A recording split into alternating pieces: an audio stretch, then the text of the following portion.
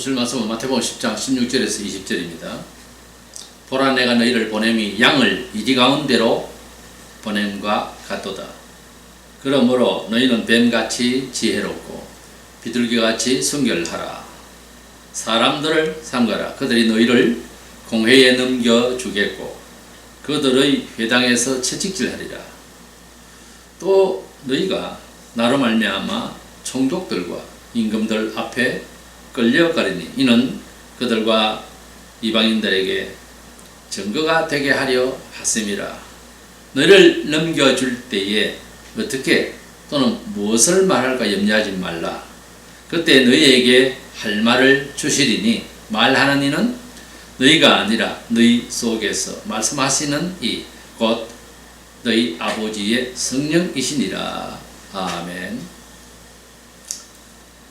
마태복음 10장은 특별히 12사도에게 명하신 교훈으로서 보편적으로는 우리 모든 그리스도 안에서의 제자된 백성들이 들어야 할 중대한 사도적 교훈입니다.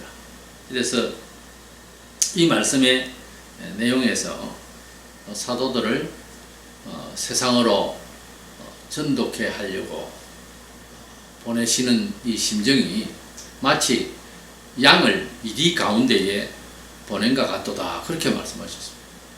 그러니 엄청난 내용이죠. 양을 이리 가운데 왜 보내시느냐 이거지.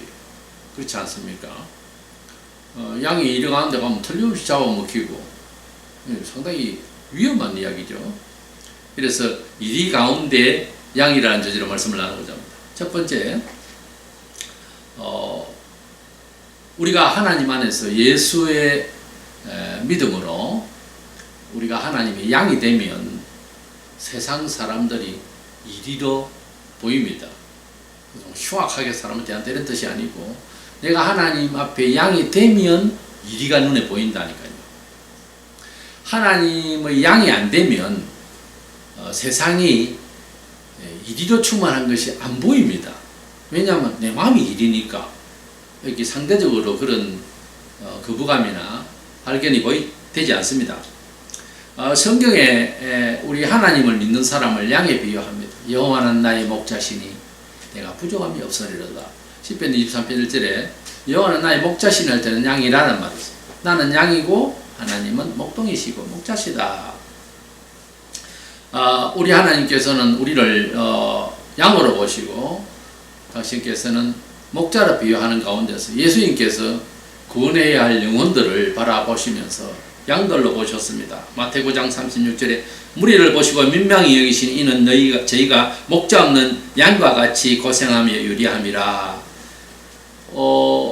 예수님을 믿어야 할 사람들, 하나님 백성 되어야 할 영혼들을 바라보실 때에 목자를 잃은 양과 같아, 그렇게 말씀하신 거죠.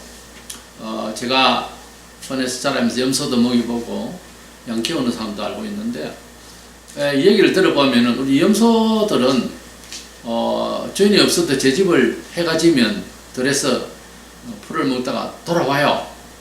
근데 양 키우는 그 선배가 있었는데 이 얘기를 들어보면 이 양이 길을 잃으면 도대체가 집을 찾을 생각을 안 하고 방황을 하는 거예요. 이렇게 아무데나. 그래서 어떻게 보면 순진한 사람은 뭐 성품을 치자면 순진한 건지 이게 바본지 자관 목동이 있어야 되고 항상 그 양떼 속에서 머물러야지 혼자 이래 놔두면 그 다음 길을 잃어버려요. 찾지를 못하고 이 양은 그런 성질이 있다고 그래요.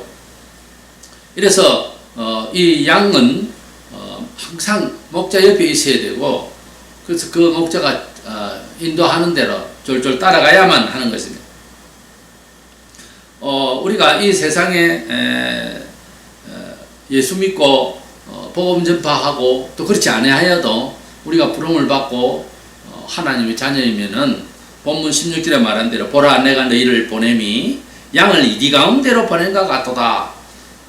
마치 양이 이리 가운데로 들어가게 되는 이런 위험천만한 일이 벌어지게 된다는 거죠. 그래서 우리가 하나님의 자녀가 되는 그날부터 세상을 바라보면 세상이 일이 충만하다는 거죠. 이리가 모세가 애굽에 있을 때에 물론 정신이 있어서 백성 구한다고 사람도 죽이고 난리를 쳤지만은 도망을 쳐서 광야에 와서 그래서 40년 동안 지난 훈련을 받고 나이 80 되던 때에 이제 하나님께서 나타나셔서 모세를 부르셨습니다. 그래서 가시나무 타는 이런 나무는 타지 않냐고 불이 훌훌 타는데 그곳에서 모세야 모세야 부르셨죠. 너가 애굽에 가서 내 백성들을 구해야 되겠다 했을 때 예 그렇게 하겠습니다. 이렇게 단번에 답을 할 수가 없었어요. 왜냐하면 자기는 거기에서 자랐고 사정을 알고 더더구나 사람도 죽이고 도망왔는데 엊그제 같은데 나이 80이 돼도 40년이 지났지만은 기억이 분명하고 또 애굽이라는 나라가 어떠함을 너무도 자기는 잘 압니다. 도저히 백성을 사랑하기 위해서 그가 들어가고 나중 일이고 그는 자기 자신에 대해서 애굽을 상대할 수가 없는 그리고 자기 큰 실수에 대해서 가면 바로 죽는다고 하는 것을 알기 때문에 도저히 자신이 없었어요. 그래서 못 간다고 생각하게 된 이 모세에게 하나님께서 내가 너와 함께함을 증거로 이적을 보여준다 해서 그래서 나중에 믿고 하나님 믿고 그렇게 들어가서 구축을 하고 하는 과정이 나오는데 모세가 애굽에서 나와 40년 동안 하나님과 함께 살면서 훈련을 받고 난 뒤에 다시 들어가려고 할 때는 애굽이 어떻게 보이나 하면 일이 충만하게 보인다는 거죠. 일이 때들만 있는 것 같이 보인다. 내 백성이 거기에 필요가 있지만 내가 거기에는 못 가겠다는 거죠. 하나님의 자녀로 부름받고 하나님을 적극 의지하게 되고 그리고 하나님의 소명을 받고 하나님 뜻대로 살려고 하면 성도 일반 성도로부터 시작해서 선교사와 목사와 이 모든 복음을 위해서 일하고자 하는 정신에는 세상을 향해서 볼 때에 전에는 세상이 그렇게 안 보이다가 예수 안에서 하나님의 뜻대로 세상을 딱 바라보면은 이리떼들이 울거리는 그런 세상으로 보이게 된다 그거죠. 이 사도라는 헬라의 아포스톨로스라는 말은요, 어떤 중차대한 그런 전령을 받고 그것을 전달하기 위한 그런 보냄을 받는 아주 중요한 그런 아주 무거운 문제를 안고 그리고 그것을 전달하기 위한 증권대사와 같은 그런 보냄을 받는 자를 아포스톨로스라고 그래요. 그래서 이 사도들이 세상을 향해서 복음을 전파할 때는 엄청난 그런 사명을 가지고 나아간다는 거지. 모세가 마치 가고 싶어서 가는 것이 아니고 큰 사명, 이스라엘 백성들 전체를 끌어내야 되는 이런 엄청난 중체대한 책임을 지고 나가니까 자기 자신 개인적으로도 놀러 가는 건 아니지만 가는 것도 겁나고 백성을 끌고 온다는 것도 도저히 자기 힘으로는 안 된다는 것을 애굽 천지의 세상을 아니까 우리가 예수 믿고 전도를 하고 우리가 예수 믿고 삶을 꾸려나갈 때에 이런 모든 설계와 계획을 가질 때에 세상이 그렇게 만만치 않습니다. 그걸 예사로 봤기 때문에 차고가 나는 거예요. 세상이 너무나도 어렵기 때문에 이것을 이겨낼 수 있는 하나님이 나와 함께 하시고 인도하심에 대한 증표를 갖고 나가야 된다는 거지. 모세가 그랬고 사도들이 그랬습니다. 3년 반 동안 사도들이 주님 옆에서 증표를 받았단 말이에요. 그것만 가지고도 안 되는데 그래 아무 표도 없이 명분만 가지고 나아간다? 이거 안 되는 이야기예요. 안 되는 이야기예요. 그래서 하나님께서 모세를 불러서 다시 모세를 보낼 때는 모세가 애굽을 바라볼 때 이리떼들이 울거리는 곳으로 보이는 거죠. 우리가 그리스도 안에서 하나님이 일을 하고자 하고 하나님의 뜻대로 최소한 살려고 하면 전혀 없이 세상이 그렇게 보여야 하는 것입니다. 주님께서 사도들에게 세상을 향해서 복음을 전파하라고 보내려고 할 때에 양을 이리 가운데로 보낸 것 같았다 그랬거든요. 예수님께서 그들을 부르시고 소명하시고 가르치지 않았으면은 그러니까 베드로를 어부노를 그대로 하고 쉐리 마태는 그냥 세간에 있고 그냥 이렇게 살았으면은 본인이 세상을 젖어서 살 때는 이리 가운데 사는 줄 모르잖아요. 왜? 본인이 일이니까. 근데 하나님의 자녀가 되면, 하나님의 자녀가 된다는 것은 다른 말로는 중생 거듭나고 예수님을 믿고 하나님 나라를 소망하는 가운데서 사는 사람들이죠. 하나님을 아버지로 부르고 이렇게 되어버리면 그날부터 같은 세상을 살아도 심령으로는 이리 정신에서 양이 되어버린 거죠. 그래서 양이 신분이 양이요, 종의 신분에서 자유인이요, 신분이 이리에서 양이 되어버린 사람이 거기다가 사명을 가지고서 앞으로 나가서 전도하기 위해서 정인으로 나선다 할 때는 이거는 양을 이리 가운데 보낸 것 같다. 그러니까 예수를 믿기 전에는 이리 가운데 있었기 때문에 내 자신이 이리 마음이라서 별 지장이 없이 살았는데 내가 양으로 변신되어졌을 때 나아가면 문제가 다른 거예요. 그래서 우리가 이 세상을 살아갈 때에 그리 생각 안 하고 살아서 그렇지, 이리 가운데 살면 이리끼리 살면서 내가 뭐 일인지 아닌지 그런 생각, 비판, 상대적으로 비판할 이유가 없어요. 그런데 그 이리 가운데 사는 우리를 주의 피로 구속함을 받아서 양이 되어버리면은, 양은 목자 예수님이 지켜주시는 양입니다. 예수 믿는 사람이 되어버리고 예수의 말씀을 따라가는 양이 되어버리면은, 듣는 귀나 태도나 이게 변신되어 버리면은 다시 세상적으로 살면은 거부감이 와야 정상이라는 거죠. 근데 교인이 세상을 살아가면서 양을 이리 가운데로 보내는 것이 아니고 가만히 일주일 동안 살아가는 걸 보면은 꼭 옛날 이리 때 놀듯이 논다. 가령 몸 하나 제스처 하는 것까지 하나도 변한 게 없다. 이게 보통 문제 아니죠. 그래서 제자들을 세상에 정인으로 보낼 때에 양을 이리 가운데 보낸다고 하는 이런 제자들 특유한 차원이라기보다 그리스도인들이 양이 되었으면은 세상이 이리 때들이 산다는 것을 알아야 된다는 거죠. 그래서 제가 첫 번째 대지에 양이 되면, 이 중생에서 그리스도인이 되면 그 말이에요. 양이 되면은 이리가 보인다는 거죠. 양이라고 하는 사람이 됐는데, 하나님의 양이 되었는데 세상이 이리가 안 보인다? 이건 양의 눈이 아니죠. 눈이 변하고 지식이 변하고 환경이 변했는데 이 정신적인 환경이 이제는 나의 삶의 근본이 됐다면 세속적으로 타락한 세상을 바라볼 때는 이리들이 산다고 하는 것을 알아야 될 것 아닙니까? 그렇다고 당장 세상 사람을 귀신아 사탄아 이리야 하고 그렇게 나무라는 뜻이 아니라 삶을 살아가는 전반적인 이 세상에서 내가 빠져나온 마음이 된다면 다시 바라보면 전에 없이 흉악한 세상으로 보여야 정상인 거예요.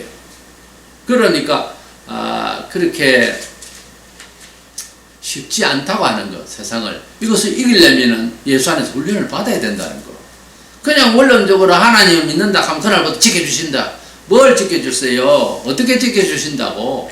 두 번째로는 그래서 양이 된 우리를 지켜주셔도 삶의 원론이, 삶의 매뉴얼이, 성경이 진리는 세상에 호락호락하지 않습니다. 녹록지 않아요, 이렇게 살기가.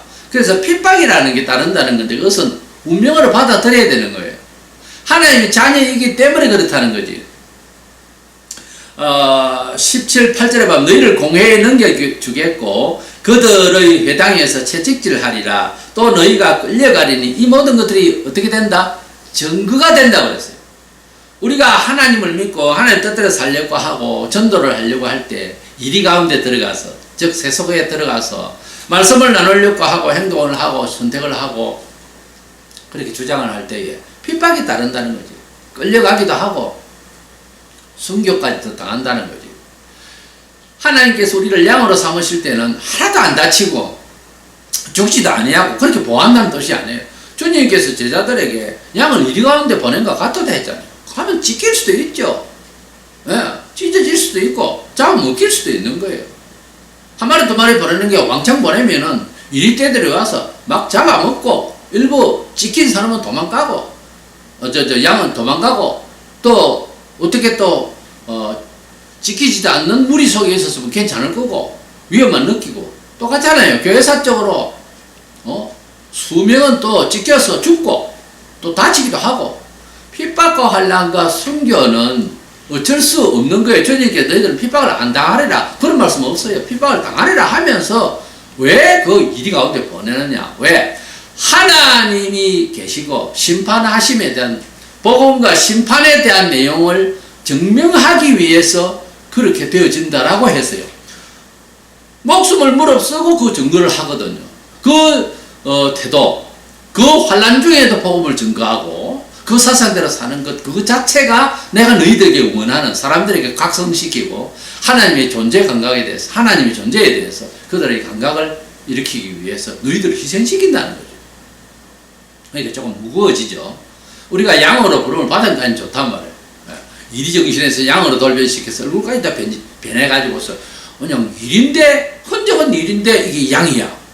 자, 그렇게 될 것은 좋은데 우리를 세상으로 또 다시 넣을 때, 기독교는 세상을 건지기 위해서지 예배당이라는 곳에서 또 닦는 곳 아닙니다. 다시 세상을 향해서 가야 되는 거예요. 이것은 문화적인 종교고 역사 참여 종교거든요. 그래서 구체적으로는 정치를 잘 해서, 사회의 지도를 잘 해서 빛나게 해야 되는 거예요. 내가 무슨 물건을 하나 만드는 것도, 내가 어디 지도를 하는 것도, 내가 어디 가르치는 것도, 내가 의사로서, 문학으로서, 뭐든지 이끄는 방향으로 가야 되는 거예요. 그리스도인은 역사의 주인공 역할을 해야 되는 거예요. 그렇기 때문에 문화를 도외시하는 것은 잘못 믿는 겁니다. 그 말을 할 건 해야 되고, 고쳐나가야 되고, 사회를, 이제, 선한 길로 인도하고, 바르게 가도록 해야 되고요. 국가도 위정자가 되어서 바로 이끌고 갈 수 있도록 노력을 해야 되는 거예요. 이것이 기독교의, 기독교 신앙은 뭐 할 건데 집에 있다가 교회만 오면 예수 믿는 겁니까? 아니에요. 너희는 세상에 소금과 빛이 되라. 너희는 예배당에, 아니요. 세상에. 그래서 우리 주님은 석가처럼 산에 가서 도 닦고 혼자서 깨우치고 그게 아니고 항상 기도하시고 시내로 내려오시고 갈릴리 바다로 가시고 온 동네를 다니시면서 하나님의 복음을, 생명의 복음을 증거하시고 전하셨습니다. 이것을 그대로 해야 되는 거예요. 원턴 원치 않던 성령께서 밀어내시고 원하시면 해야 되는 거예요. 공산국가에도 가야 되는 것이고 아프리카인에게도 가야 되는 것이고 어디든지 가야 되는 것입니다. 그래서 내가 너희를 보낸다 할 때는 이건 좀 심각한 문제예요. 가만히 있으면 그만인데 보낸다 하는 마음이 오고 그런 직분을 얻고 그런 사명을 받게 되었을 때는 이거는 이제 양이 이리 가는 데를 간다는 것이 1차적으로는 핍박받는다고 끝내는 죽을 수 있다고 하는 각오를 가지고 가야 되는 거예요. 그러면 세 번째, 우리는 이런 막중한 환경이 도래했는데 어떻게 살아나갈 수 있는가? 예수님께서는 성전을 하셨고요. 달랑 남긴 것은 성경책뿐입니다.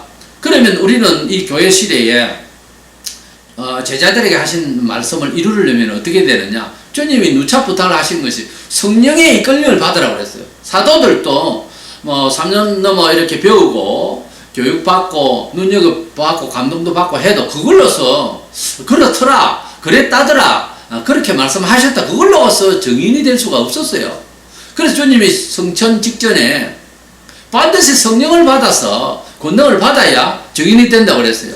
그래서 그들은 열흘 동안 기도 열심히 해서 오순절날 성령의 충만함을 받아가지고 당장 다른 나라 말을 각처에 온 사람들에게 알아듣도록 15개국가 다 할 수 있었고 그런 놀라운 역사가 있으면서 기적이 일어나면서 주님의 영광을 위하여서 일을 할 수 있고 목숨까지 바칠 수가 있었던 것입니다.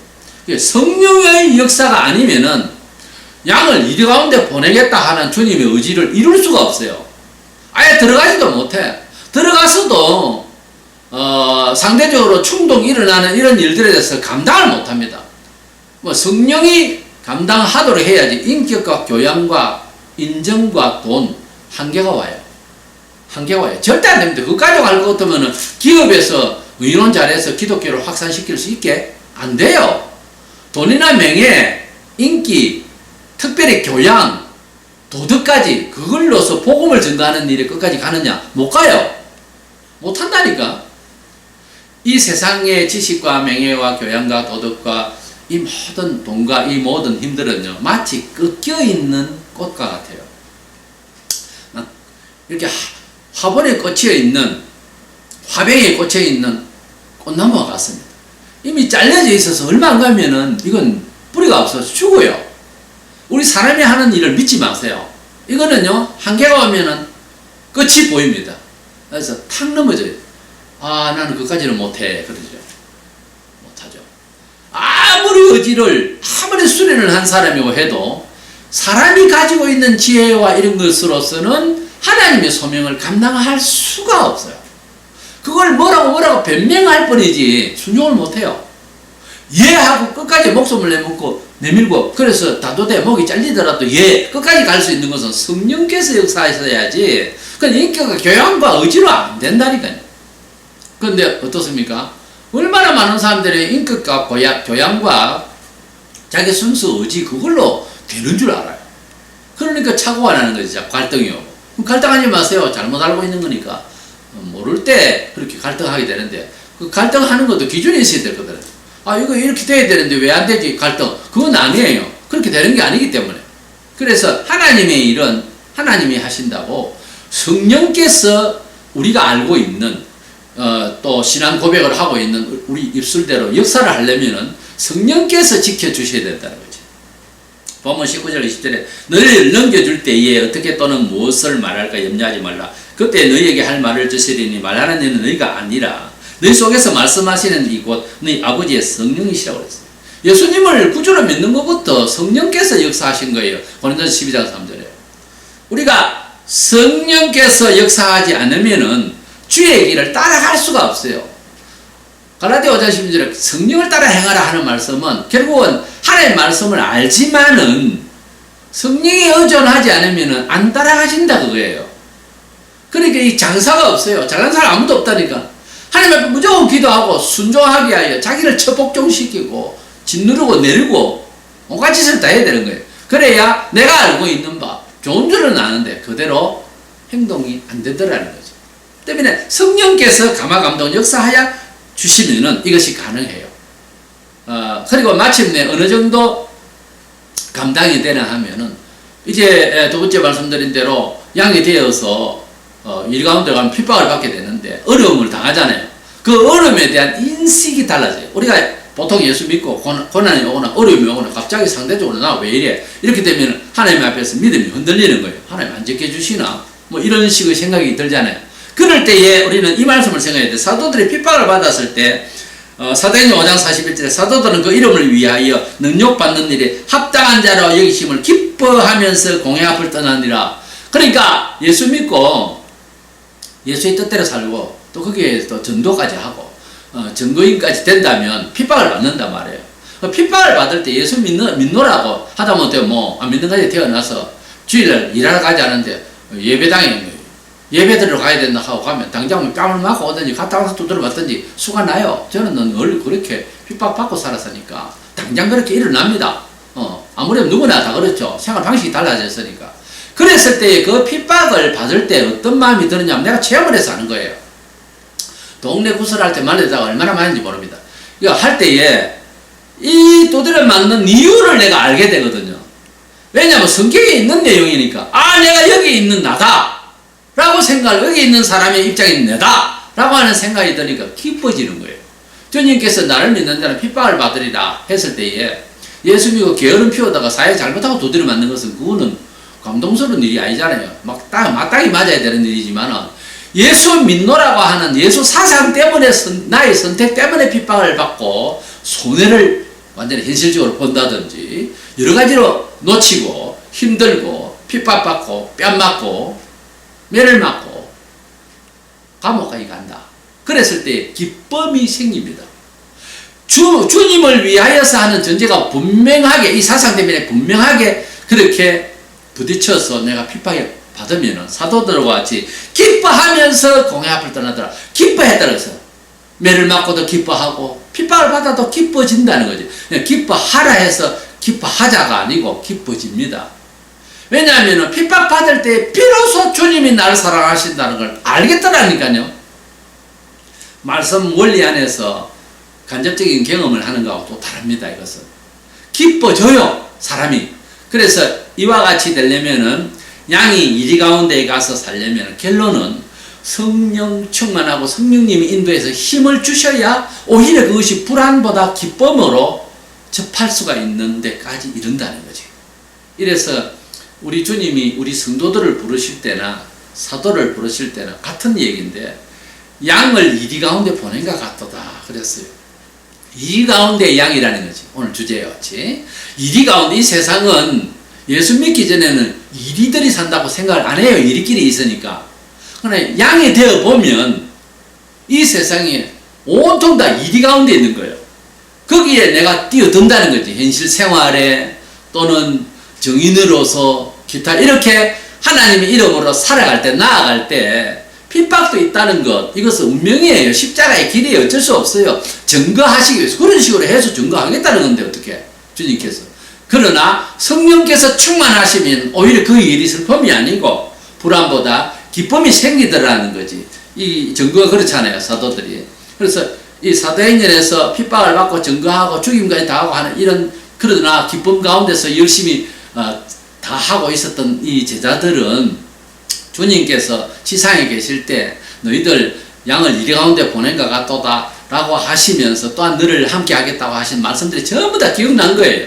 그러니까 오늘날 우리들도 이 사도들이 들었고 경험하고 느낌같이 우리도 정말 양인지 세상을 바라볼 때 이리 때들이다 이렇게 느껴지는 건지 점검해야 되겠고 또 양으로서 살아가기가 핍박이 있는지 그것도 점검해야 되겠고 우리가 핍박받고 어려움을 받을 때 내가 기쁜지 그걸 점검을 하시면은 이리 가운데 양인지 이리 가운데 일인지 본인이 자각할 수 있어야 되는 거예요. 그래서 우리가 그리스도 안에서 삶을 살아가면 영적으로는 목자 되신 예수 앞에 우리가 양이 되는 겁니다. 그때부터 너무너무 귀한 은총을 받는가 동시에 긴장이 있습니다. 왜? 이리 가운데 살아야 되니까. 안 보내셔도 우리는 이리 가운데 살아야 돼요. 지금은 이 세상은. 그러니까 모세가 부름을 받고 보냄을 받을 때에는 애굽을 싫어했잖아요. 안 가려고 그랬잖아요. 그와 같이 우리가 좋아서 세상 살고 좋아서 가고 싶어서 가는 사람 없습니다. 그러면 기도원이랑 백해 가져와서 그래서 뭐 기도를 하고 그건 아니에요. 그건 모세가 처음에 안 가려고 하는 것도 같은 거예요. 그냥 가라고 할 때는 나서야 되는 거예요. 각오를 해야죠. 그러나 내 의지만대로 안 되고 성령의 충만함을 받고 이 일을 감수할 수 있도록 힘을 가진 삶을 이뤄나가는 저와 여러분 되시기를 축원합니다.